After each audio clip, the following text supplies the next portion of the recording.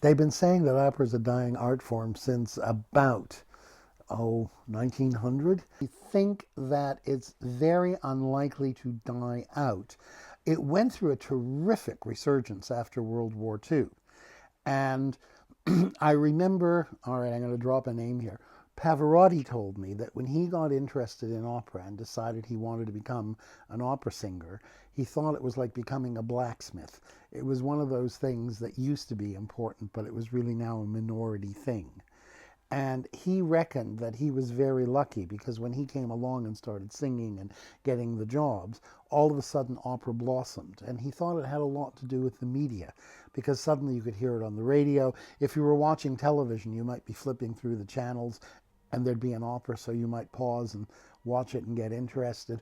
And it burgeoned and it grew, but it was also to do with star personalities. After World War II, I remember even when I was very young, I knew who Maria Callas was. Everybody knew who Maria Callas was. And there was that film, The Great Caruso. And Pavarotti, Domingo, Carreras, and several other tenors have all said that they became interested in becoming tenors and singing because of seeing the film The Great Caruso. Because Mario Lanza really did have the most stunning voice. I mean, it was really a natural gift from God. It had to have been one of the most beautiful voices of the 20th century. The story of what happened to it is another thing, but the actual voice was a knockout. And it was a very natural, beautiful, open sound. And that's what everybody began to emulate.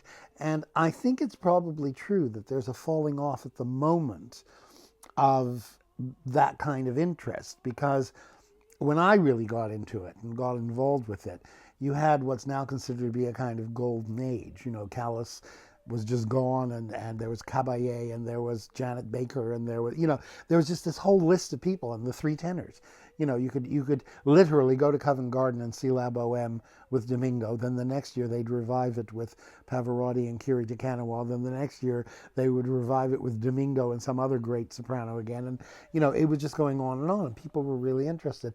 I think at the moment there's a lot of good opera going on. Sooner or later, someone will come along and catch the imagination of everybody, not just opera lovers and cognoscenti, in that same way. So then it'll perk up again.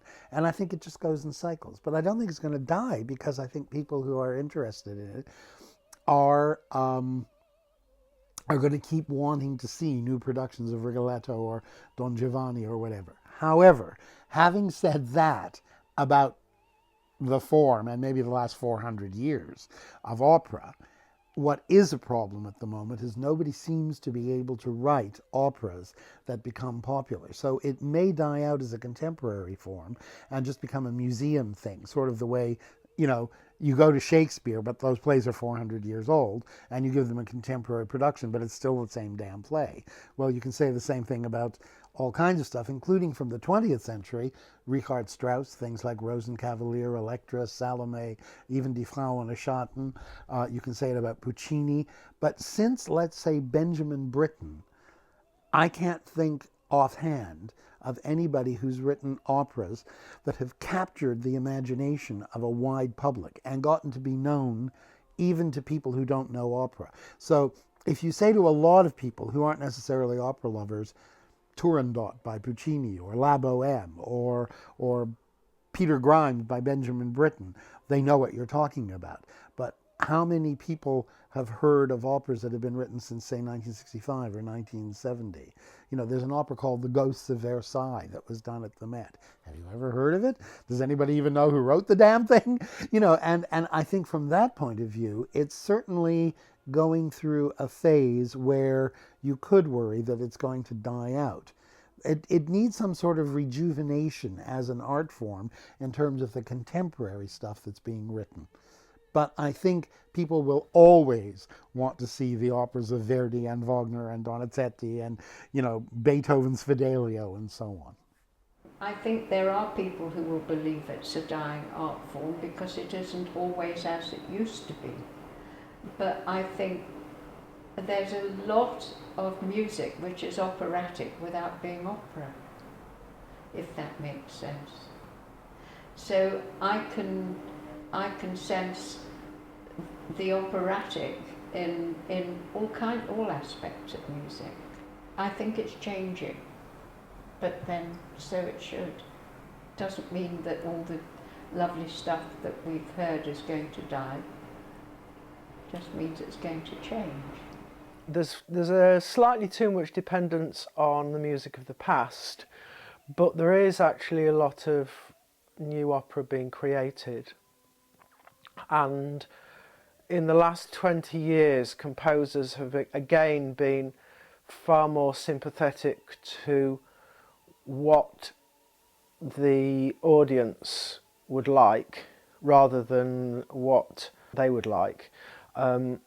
The 20th century musical movements, modernism, serialism, post-serialism and things like that, had a very much tendency to develop opera in directions which the audience didn't go to. Whereas in the 19th century, for instance, opera was a very popular medium. Everybody was enthusiastic about the new operas of the day, and I think we're getting a little bit back towards that with newer work being created, which is creating a genuine buzz. It's an art form which is very difficult to get right. For every in the past, for every great opera, there are tens, if not hundreds, of failures by the wayside. The great composers have lots of contemporaries about whom we have never heard of. More recent past, there are lots of composers of whom we only actually hear of one of their works. So nowadays we tend to not allow people to have the ability to fail. That's the biggest problem in contemporary opera, is that somebody's first opera is very, very noticeable, whereas in the old days you would write it, learn, write the next one. Richard Strauss's first decent opera was his third or fourth. Verdi's first 3 or 4 operas are all only interesting because of the composer he became. There are 2 or 3 composers who've only written 2 operas, contemporary, and there's no chance of actually learning the craft. I certainly don't think that opera is a dying art form, because every time an opera is produced, if it's an old opera, from whenever it was written, directors and also conductors, performers are all finding new things within the piece. So I think certainly from that side of things, the artistic side of things, there's absolutely no question that opera is a dying art form, because it can constantly be renewed. And that, like any theatrical performance, essentially each performance is an ephemeral thing, that it can disappear and it can be recreated with new ideas, with a new cast, new director, new conductor. I think that the problem with the art form at the moment is a financial one. I think it's very difficult for composers at the moment to write full-length operas, fully orchestrated operas. We're working on Thebans at the moment, and that's taken the composer nearly 4 years to write, and that's a lot of time for him to invest, and then financially to stage that sort of piece is very, very expensive, and all the opera companies are struggling financially. Big companies and small companies are trying to find basic cutting corners. So that's the scary thing about whether the art form is going to disappear, is whether it's going to be re-energized with new work. That's really important at the moment. I think that we find composers who can still write opera, and there's not a lot going on at the moment. It's hard for composers to find the time and the money to write these pieces. I wouldn't call it dying, the opera, as an art form. I would call it transforming. I'm sure it's in a change, but it's not just the opera. Everything is changing. The opera, the movies, the theatre, the ballet, everything is trying to find ways to keep people entertained and excited and interested. And I see lots of youngsters that are extremely gifted, and they're coming up now on things that are becoming a little bit more exciting. And we went through phases of opera, and we went through the phase where the producer was very important, were the conductor was very important, and the singers were sort of last on the list.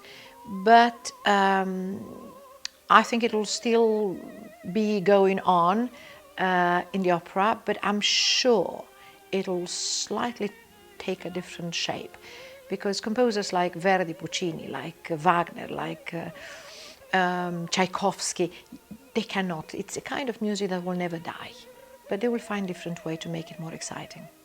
How we're going to move on, I don't know. Different opera houses try to find different ways. Like in Metropolitan, for example, they do a lot of things for schools, for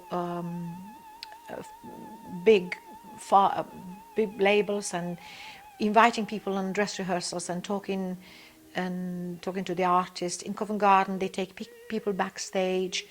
They try to make it more, in a way, closer to the form, the art form of an opera.